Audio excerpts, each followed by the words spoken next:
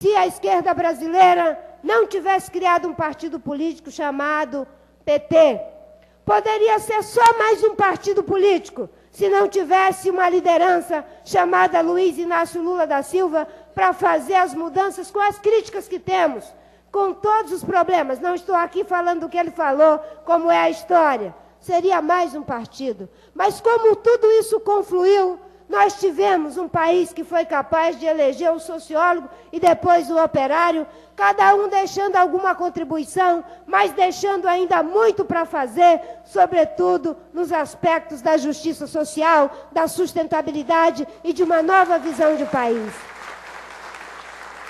E ele disse, essa luta de 30 anos socioambiental poderá se diluir, se dispersar, se não fosse o gesto de um partido chamado PV, que agora lhe convidou, e você, como sujeito, tem o dever de se colocar na história. O que você decidir, eu vou apoiar, mas pense bem, não existe nada mais forte do que uma ideia cujo tempo chegou. E aquilo me encheu de coragem, de responsabilidade para tomar a decisão de contribuir para que homens e mulheres, para que partidos e pessoas que nem têm partido possam se unir para juntar essa força que foi se constituindo na transformação.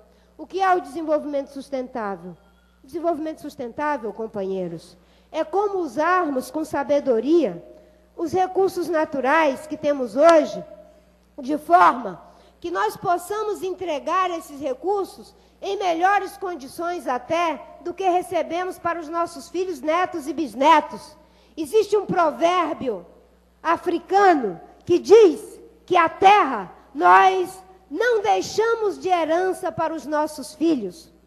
Os africanos têm a ideia de que a terra nós tomamos emprestado dos nossos filhos, dos nossos netos, dos nossos bisnetos. Olha que inversão maravilhosa! Porque na nossa cultura do norte, do nordeste, do povo brasileiro, quando a gente pede alguma coisa emprestado e a gente tem responsabilidade, como é que a gente devolve?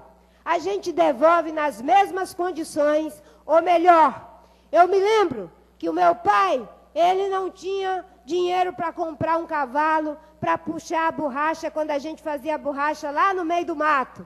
E às vezes ele pediu o cavalo emprestado do meu tio. E o cavalo, coitado, às vezes chegava cheio de carrapato. O que o meu pai fazia quando ia devolver o cavalo? Banhava o cavalo, cortava a crina do cavalo e tirava os carrapatos. Porque na cabeça dele ele tinha que devolver aquilo que ele tomou emprestado em melhores condições. Por que a gente não devolve para os nossos filhos e os nossos netos a nossa água, o nosso ar, a nossa terra em melhores condições do que nós encontramos?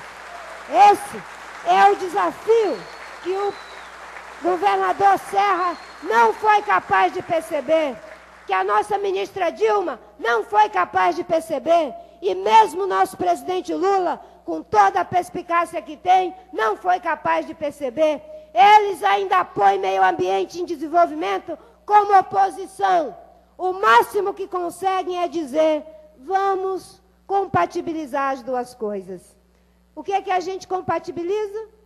Aquilo que é incompatível. É incompatível, vamos incompatibilizar.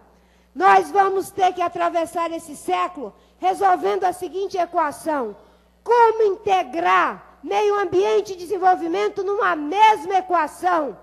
Como desenvolver protegendo e proteger desenvolvendo? Isso já está no coração do povo. O que precisa é de um governador comprometido com isso, de um vereador, de um deputado, de um senador, de um empresário, de um trabalhador, de um formador de opinião. Não se trata mais de uma militância isolada. Nós seremos militantes da civilização. É uma outra visão de mundo, é uma nova cultura que está se preparando para viver com a era dos limites. Nós, tentando superar a limitação que a natureza nos impunha, para nos sentir amparados, encontramos o limite da natureza e agora nos sentimos desamparados. Temos que dar a volta por cima. E como fazemos isso? juntando a força criativa, inventiva do homem, da sociedade, fazendo diálogo de saberes.